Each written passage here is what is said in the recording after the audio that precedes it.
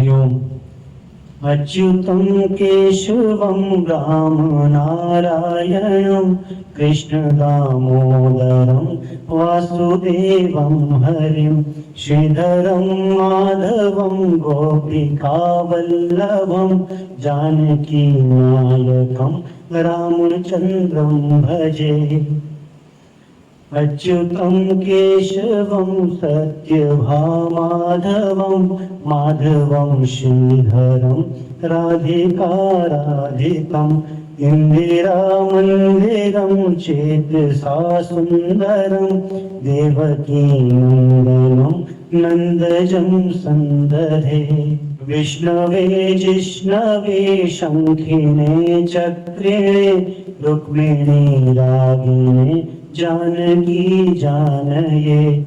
विष्णवे जिष्णवे शङ्खिने चक्रिणे रुक्मिणी रागिणे जानकी जानये। वल्लवी वल्लभायाच्युतायात्मने कंसविध्वंसिने वंशिने ते नमः।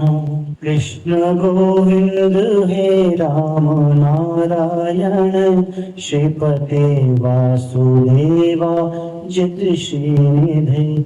अच्युतानंद हे माधवाधोक्षज द्वारकानायक द्रौपदी रक्षक। राक्षसक्षोभितः सीतया शोभितो दण्डकारण्य भूपुण्यताकारण।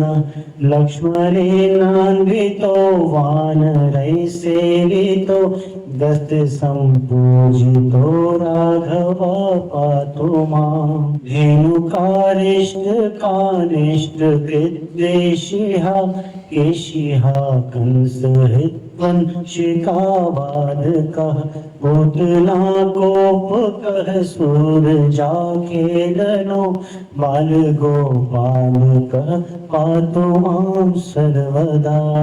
विद्युद्योतवत्प्रस्फुरद्वाससं प्राविडम्भोदवत् प्रोल्लसद्विग्रहं वन्नया मालया शोभितोरस्थलं लोहिताङ्घ्रिद्वयं वारिजाक्षं भजे। कुञ्चितैकुन्तलैर्भाजमानाननं रत्नमौलिं लसत् कुण्डलं गण्डयो हारकेयोरकं कङ्कणप्रोज्ज्वलं किङ्किणीमञ्जुलं श्यामलं तं भजे। अच्युतस्याष्टकं यः पठेदिष्टदं प्रेमतः प्रत्यहं पुरुषः सस्पृहम्। अच्युतस्याष्टकं यः पठेदिष्टदं प्रेमतः प्रत्यहं पुरुषः सस्पृहम्। विद्युतः सुन्दरं कृत्रिविश्वम्भर तस्य वश्यो हरिर्जायते सत्वरम्। हरि ओम। जय श्री कृष्ण।